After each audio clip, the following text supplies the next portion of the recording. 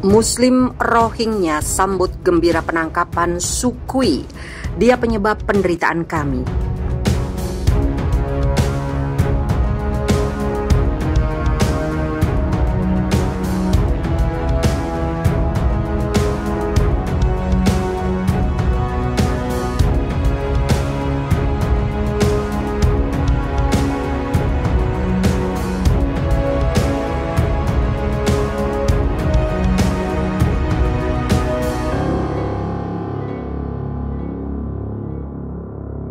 Warga Muslim Rohingya yang meninggalkan Myanmar ke Bangladesh setelah penindakan brutal oleh militer 3 tahun lalu menyambut gembira penangkapan Aung San Suu Kyi pada Senin 1 Februari.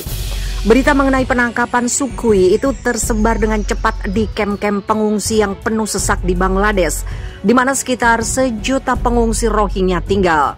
Dia penyebab semua penderitaan kami. Kenapa kami tidak merayakannya? Kata tokoh masyarakat Farid Ullah kepada kantor berita AFP dari Kutupalong, kamp pengungsi terbesar di dunia. Pihak berwenang Bangladesh mengatakan mereka memonitor perbatasan sepanjang 270 km untuk mengantisipasi kemungkinan arus baru kedatangan pengungsi Rohingya. Sementara itu Bangladesh mengeluarkan pernyataan menyerukan agar proses demokrasi ditegakkan di Myanmar. Diketahui sekitar 740.000 orang Rohingya melakukan perjalanan dari negara bagian Rakhine ke Bangladesh setelah operasi militer pada Agustus 2017. Perserikatan Bangsa-Bangsa melihat hal ini bisa jadi merupakan genosida. Suu Kyi merupakan pemimpin de facto ketika itu dan membela militer Myanmar dalam Mahkamah Kriminal Internasional pada 2019. Sidang itu menuduh pemerintah melakukan kekejian terhadap warga Rohingya, termasuk perkosaan dan pembunuhan.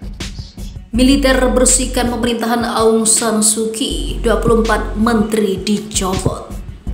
Militer Myanmar mengumumkan pembersihan pemerintahan Aung San Suu Kyi yang terpilih secara demokratis dengan mencopot 24 orang menteri dan deputi dan menunjuk 11 pengganti dalam pemerintahan. Langkah ini dilakukan oleh militer Myanmar setelah merebut kekuasaan dengan cara kudeta. Pembersihan tersebut diumumkan lewat televisi militer Myawadai. Dilansir dari Channel News Asia Selasa 2 Februari 2021, adapun beberapa menteri baru yang ditunjuk antara lain keuangan, kesehatan, informasi, urusan luar negeri, pertahanan, perbatasan, dan juga dalam negeri. Militer merebut kekuasaan dalam kudeta dengan menahan Aung San Suu Kyi bersama para pemimpin lain dari Partai Liga Nasional untuk Demokrasi atau NLD dalam penggerbekan yang dilakukan pada dini hari pada Senin 1 Februari 2021 kemarin. Militer mengaku melakukan penahanan sebagai tanggapan atas tuduhan kecurangan pemilu. Saat ini pemerintahan dikuasai oleh militer dan dipimpin oleh Panglima Militer Jenderal Min Aung Hlaing yang memberlakukan keadaan darurat selama 1 tahun. Setelah pembentukan susunan kabinet baru, Min Aung Hlaing berjanji untuk mempraktikkan sistem demokrasi multipartai yang berkembang dengan disiplin dan tulus. Dia juga menjanjikan pemilu yang bebas dan adil serta akan menyerahkan kekuasaan kepada partai pemenang. Namun ia tak menyebut kapan janji itu akan dibuktikan.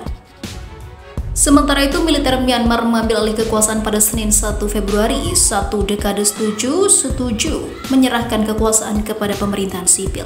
Kudeta ini menimbulkan ketakutan luar biasa di seluruh dunia ataupun negeri karena sebelumnya diperintah rezim militer opresif selama hampir 50 tahun. Sebelum beralih menuju pemerintahan demokratis pada tahun 2011. Penangkapan Aung San Suu Kyi dan banyak politikus lainnya pada Senin 1 Februari dini hari mengingatkan banyak orang akan hari-hari di masa yang diharapkan sudah benar-benar berlalu. Selama 5 tahun terakhir, Suu Kyi dan partainya yang sebelumnya sempat dilarang Liga Nasional untuk Demokrasi atau NLD berkuasa sesudah menang pemilu pada tahun 2015. Pemilu paling bebas dan paling adil selama 25 tahun. Pada Senin pagi 1 Februari, NLD semestinya resmi memulai memerintahkan untuk periode kedua. Namun di balik layar, militer tetap punya cengkraman kuat di Myanmar yang juga dikenal dengan nama Buma. Berkat konstitusi yang menjamin bahwa militer mendapat alokasi 25% kursi parlemen dan juga sejumlah kementerian penting. Hal tersebut menimbulkan pertanyaan mengapa militer perlu merebut kekuasaan sekarang dan apa yang akan terjadi sesudahnya. Tuduhan kecurangan ala Donald Trump. Pemilihan waktu kudeta ini dapat dengan mudah dipahami seperti dilaporkan oleh wartawan BBC untuk Asia Tenggara Jonathan Head. Senin pagi seharusnya menjadi sidang pertama parlemen dan sejatinya juga mengesahkan hasil parlemen ini sekarang tidak terjadi. Pemilu pada November lalu dimenangkan oleh NLD yang memperoleh lebih dari 80% suara. Partai pimpinan Aung San Suu Kyi itu tetap sangat populer di masyarakat meskipun menghadapi tudingan genosida terhadap warga Muslim Rohingya di sana. Oposisi dukungan militer tiba-tiba mengeluarkan tuduhan adanya kecurangan pemilu. Tuduhan itu diulangi lagi dalam pernyataan tertulis yang ditekan dan dirilis oleh pejabat presiden baru. Tuduhan kecurangan dijadikan landasan untuk menerapkan keadaan darurat selama 1 tahun. Komisi Pemilihan Umum gagal menyelesaikan ketidakberesan daftar pemilihan dalam pemilu multipartai yang digelar pada tanggal 8 November, tulis Min Swee, Purnawirawan Jenderal yang juga pernah menjadi wakil presiden. Namun tuduhan itu tidak didukung dengan bukti kuat. Jelas Aung San Suu Kyi menang signifikan dalam pemilu, kata Phil Robertson, wakil direktur Human Rights Watch Asia kepada BBC. Muncul tuduhan adanya kecurangan pemilu, ini mirip dengan Trumpisme, semua tuduhan kecurangan tanpa bukti. Sekalipun demikian, Robertson menyebut perebutan kekuasaan itu tak dapat dipahami. Apakah pemilu berarti kehilangan kekuasaan? Jawabannya tidak. Memalukan bapak bangsa. Pemilu pada bulan November lalu mungkin telah mengantarkan Partai Pembangunan dan Solidaritas Pasukan mengantongi sebagian suara pemilu, tetapi militer masih memegang kendali besar ini, dijamin oleh konstitusi kontroversial pada tahun 2008 yang disusun dalam pemerintahan junta. Konstitusi tidak dapat menjamin militer menempati seperempat jumlah kursi parlemen secara otoritas, tetapi juga mendapatkan jatah menempati 3 kementerian penting, Kementerian Dalam Negeri, Pertahanan, dan juga urusan perbatasan. Jadi selama konstitusi tidak berubah, militer tetap mempunyai kekuasaan, namun dapat NLD sebagian mayoritas di parlemen mengubah konstitusi. Hampir tidak mungkin, kata Jonathan Head, karena amandemen undang-undang memerlukan dukungan 75% suara di parlemen. Kuota yang tidak mungkin dipenuhi karena militer menempati setidaknya 25% suara. Aye Min Tan, seorang mantan wartawan, berpendapat kudeta dilakukan karena alasan lain, rasa malu di pihak militer. Mereka tidak memperkirakan akan kalah, kata mantan wartawan yang menjadi pengajar teknologi di Yangon itu kepada BBC. Orang-orang yang keluarganya berkarir di militer kemungkinan besar tidak memiliki partai itu ataupun tidak memilih partai itu. Tentu ada alasan lain. Kita perlu bisa menyebut Aung San Suu Kyi sebagai ibu militer menganggap dirinya sendiri sebagai bapak bangsa. Akibatnya militer merasakan adanya kewajiban dan hak dalam hal kekuasaan, dan dalam beberapa tahun terakhir ketika Myanmar semakin membuka diri untuk perdagangan internasional, militer tidak suka dengan apa yang terjadi. Mereka menganggap pihak luar khususnya sebagai bahaya.